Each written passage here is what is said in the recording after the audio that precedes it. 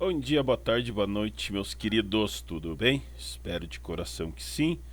Continuando ali as nossas aulas, então a gente vai ver sobre a previsão do tempo, agora lá na página 49, né? E ter um pouquinho de conhecimento de como é feito a previsão do tempo, tá?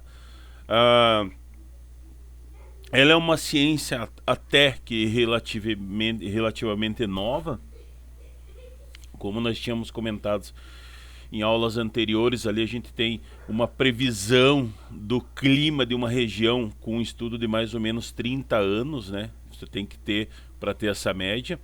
Então, hoje assim, o serviço da meteorologia tem papel fundamental nos mais diversos setores da economia, tá? Que vão desde o agronegócio, a aviação civil, a construção e afins, tá? Então, para esse papel assim fundamental, os meteorologistas eles precisam, claro, não ficar só atento a essas variações climáticas, né? Como também aos impactos que eles podem causar na sociedade. Então, muitas atividades são influenciadas pelo tempo e pelo clima, tá? E fazer essa ponte entre a previsão e a aplicação dessa previsão, ela acaba sendo fundamental. Tanto que nós temos regiões do planeta, né, como a China, o Japão, os Estados Unidos, eles têm um forte sistema de meteorologia para prever furacões, para prever tornados, prever tsunamis, tá? Prever tempestades mais severas, e ele é fundamental para assegurar vidas nesses locais, né, nesses países. Então, como no Brasil a gente não tem tanto essa incidência desses acidentes mais violentos que ocorrem, né, provocados por furacões, tornados e tsunamis, a nossa meteorologia nem é tão avançada assim, mas está caminhando para esse meio.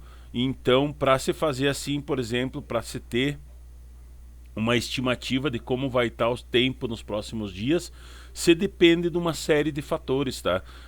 Então, nem sempre isso é uma tarefa fácil, tá? Porque nós temos fenômenos naturais que ocorrem, como o El Ninho, o Lanina, tá? As correntes marítimas interferem nos cenários das condições meteorológicas, como nós vimos ali anteriormente, essa movimentação, essa circulação do ar atmosférico, a circulação marítima acaba interferindo diretamente no cenário do clima a nível de região e a nível mundial, tá? Então essas alterações podem mudar cenários rapidamente. No Brasil, assim, os institutos de pesquisa no Brasil e no mundo tentam desenvolver softwares, né, que são conhecidos como modelos meteorológicos, tá?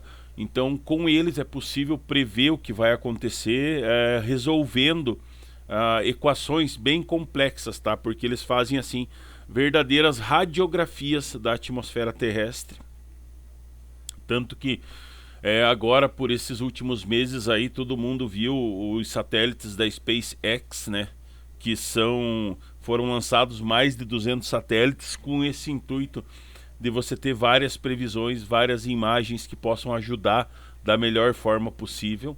E isso daí só caminha para uma tecnologia de ponta, tá? Para você conseguir prever temporais, prever tempestades, prever situações climáticas com uma rapidez maior, tá? Então a previsão do tempo ela busca isso, né? Realizar uma descrição detalhada do que pode acontecer futuramente na atmosfera, por exemplo, dizer, vai chover até domingo, vai chover até segunda, ou em alguma região específica.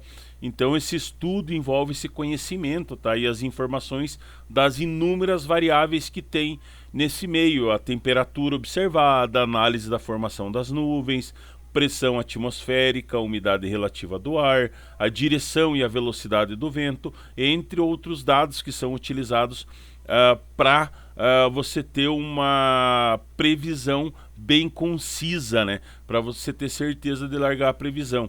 Então a meteorologia ela só começou a se tornar uma forma mais parecida como a que hoje a gente conhece, né?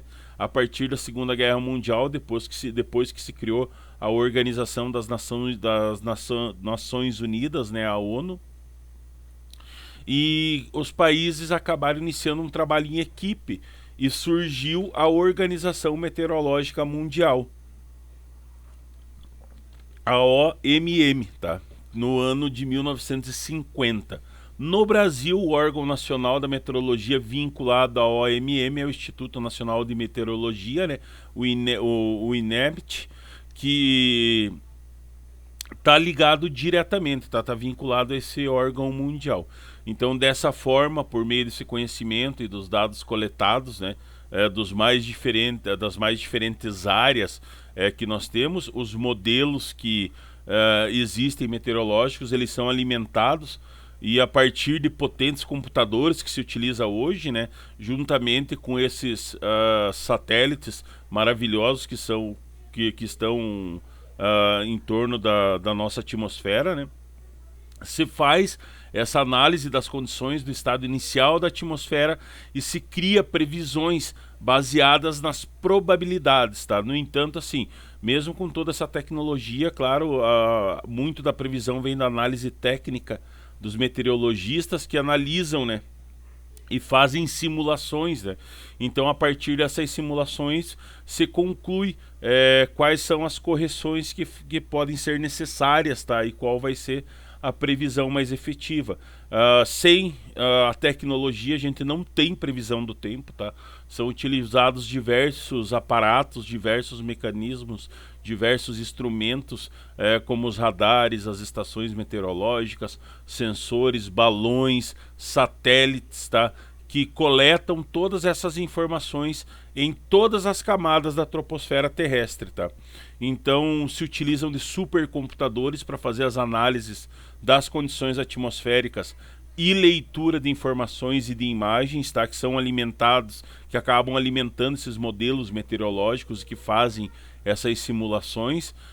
Apesar dessa avançada tecnologia, né, o que eu comentei ali, a participação humana ela é fundamental para que tenha essa leitura correta dos dados, tá? E consiga colocar um prognóstico para o futuro, uma previsão eficaz para esse meio. Então ela funciona da seguinte forma, por exemplo, assim, se nós temos as estações de superfície, né, que a coleta de dados meteorológicos é realizada de uma forma manual e automática por meio das instalações dessas estações meteorológicas, tá?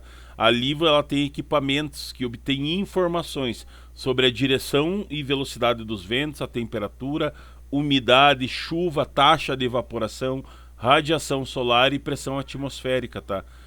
Uma vez que esses dados são coletados, são estabelecidos horários, né, para que sejam coletados esses dados, seguindo as normas bem rígidas da OMM, tá? Eles são distribuídos ao redor do globo para ser utilizados como referência de informação meteorológica. Aí vai caber ao meteorologista, claro, avaliar a procedência, né, e a confiabilidade dessa fonte de dados para poder utilizar eles no seu dia a dia. Os radares meteorológicos, né, que são totalmente fundamentais para a detecção de nuvens de tempestade mais severa, que na chamada, né, previsão de tempo de curtíssimo prazo ou nowcasting, que já é possível determinar para onde uma nuvem de chuva irá e o seu potencial destrutivo.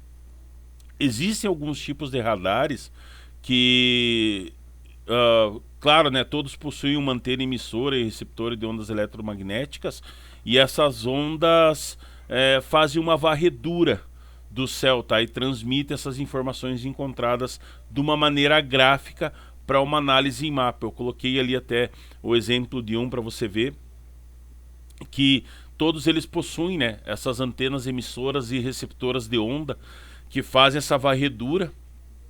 Da mesma forma que fazem a varredura, transmite as informações que são encontradas e montam gráficos, né, para serem analisados nesse mapeamento. Os satélites meteorológicos, que são instrumentos que consistem de sensores, câmeras especiais que registram diferenças mínimas nas temperaturas como uma grande máquina fotográfica, né, e traduzem a informação para imagens que cobrem quase todo o globo terrestre. Então a intenção da SpaceX é colocar todos esses satélites em torno da nossa atmosfera justamente para isso, para conseguir abranger todo o globo, tá? E conseguir ter essas informações de uma forma bem mais efetiva. Então o satélite é lançado no espaço a partir de uma base aérea, né? Geralmente que fica a cerca de 800 quilômetros de altitude a partir da superfície terrestre, tá? E aí, pelas imagens que são enviadas por esse aparelho, é possível identificar as nuvens mais baixas, as nuvens médias, as nuvens altas e auxiliar os meteorologistas nesses diagnósticos atmosféricos. E ainda assim, a gente tem a detecção de áreas suscetíveis a queimadas, nevoeiros, atividades vulcânicas, entre outros pontos que podem ser utilizados, né? O sistema de detecção de raios, que são as descargas elétricas da atmosfera, né? Eles acabam representando perigo para qualquer atividade que ocorra ao ar livre, além de ser um risco para equipamentos, animais, florestas, porque podem gerar grandes queimadas. Então o monitoramento meteorológico é essencial para essa operação também, tá? Que envolva atividades a céu aberto, grande concentração de pessoas, eventos, indústria, criação de gado e afim. Tem como prever? Se tem uma média de previsão quanto a isso daí. A detecção é feita por meio de antenas, né, que são espalhadas e rastreiam mudanças no campo eletromagnético da troposfera, tá? E isso, como consequência, acaba gerando essa ocorrência de raios, e um bom conjunto de antenas consegue, com precisão, medir até 200 metros no registro da descarga, tá? Ter uma média de 200 metros da onde vai cair a provável descarga elétrica, o provável raio, tá? Temos ainda os balões meteorológicos e radiosondas, né? Que são instrumentos destinados a estudar a atmosfera em profundidade, então desde o solo até a camada estratosférica, por isso que eles largam esses balões do solo, são importantes para essa análise das camadas de ar que ocorre e a formação dos fenômenos atmosféricos. Então são mecanismos muito utilizados também na aeronáutica, porque muitos aviões são acoplados, né, a balões de gás, então, e acabam sendo utilizados, né, para estimar a velocidade, a direção dos ventos, a pressão, a temperatura, a umidade, conforme eles vão se elevando no céu, tá? Temos ainda as boias oceânicas, né, que são aqueles equipamentos náuticos que fazem a medição de informações oceânicas e atmosféricas, que completam, né, a rede das estações meteorológicas do mundo. E no planeta hoje existem diversas boias espalhadas na superfície dos oceanos e boias acopladas aos navios, né? Como o planeta é formado por 2/3 de água, os pesquisadores ainda acham que o número de boias que tem no mar é considerado bem abaixo do ideal, tá? E em regiões próximas às placas tectônicas, às junções das placas tectônicas, é bem comum ter um número maior de boias, tá? Nessas regiões, porque geralmente os países utilizam para medir alterações muito grandes no mar para prever tsunamis, por exemplo, tá? Então, pela própria alteração, né, da boia, elevação, os dados que ela passa, acaba repassando isso com uma confiabilidade muito grande, tá? Claro que dentro de todos esses aparatos a gente tem o papel fundamental dos meteorologistas, né? Que depois que são captadas essas informações nas estações meteorológicas, os dados, né, provenientes do mundo todo são reunidos em um documento que é chamado de Carta de Tempo, tá? Que é um extenso mapa, né, é um compilado de diferentes mapas do tempo que mostram o sistema meteorológico em atuação na atmosfera. É claro que esses mapas sozinhos eles dizem muito pouco, tá? Eles passam muito pouca informação, porque quem vai atribuir significado a esses dados por meio de interpretação são os profissionais meteorologistas, né, que atuam na área, que têm a qualificação necessária para entender cada mapa, conseguir compreender cada situação, cada medição e traduzir isso para nós que somos o público leigo, tá? Então, por exemplo, se o meteorologista falar a previsão de chuva para Palmas a partir de quarta-feira vai chover até domingo, é porque ele se baseou em todo um mapa meteorológico, né, nessa carta de tempo, fazendo essas medições aí, aceleração do vento, umidade, pressão atmosférica, junção de nuvens, né? Aquelas grandes formações de nuvens. Então tudo isso envolve um trabalho muito grande, tá? Esses modelos numéricos que são formados, né, que geram esses gráficos de previsão do tempo, tem uma série de limitações, tá? Apesar de tentarem assim simular os fenômenos que acontecem na atmosfera da melhor forma possível, momento a momento. Claro que não são modelos perfeitos, porque nós temos todas essas alterações que ocorrem na atmosfera, né? De uma hora para outra você pode ter uma alteração climática severa que pode desmantelar toda uma previsão, por exemplo. Então cabe bem ao meteorologista assim, a tarefa de decidir qual a melhor interpretação daqueles dados, de que forma, a forma que ele pode prever com uma eficácia maior o que vai acontecer nos céus nos próximos dias, tá? Então esse processo de interpretação e tomada de decisões funciona quase sempre em grupo, né? Então vários meteorologistas que são experientes acabam confrontando ideias e chegando a um consenso do que os dados realmente querem dizer, né? E essa decisão leva em conta esses fatores: geografia, o relevo, a vegetação, o clima de cada região. Então tudo isso é levado em conta, tá? Como se trata desse sistema bem complexo de previsão do tempo, né? Não se acerta 100% das vezes, tá? Você sempre tem aquela variação, tá?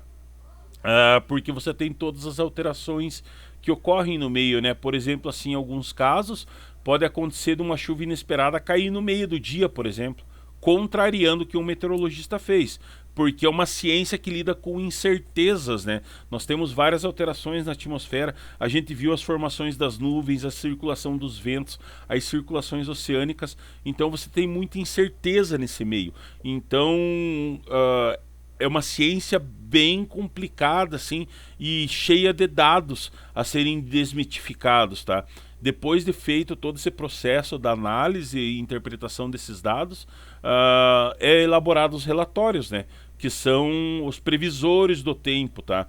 Que aí são repassados assim para os noticiários, por jornais e afins, tá? Que precisam transformar todos aqueles números, aqueles dados gráficos em textos e infográficos, tá? Que sejam de compreensão mais fácil pro público final, tá? Então o cliente o leitor, né, do site de serviço, por exemplo, a moça da previsão do tempo lá, ela pega esses dados pronto, ela pega esse relatório pronto que vem das estações meteorológicas e fala, né, as previsões possíveis para cada região, tá? É claro que nós temos um futuro muito grande nesse meio, esses sistemas mais automatizados, os sensores, os satélites, os radares, os supercomputadores representam um avanço na ciência da meteorologia muito grande, tá, a nível de mundo.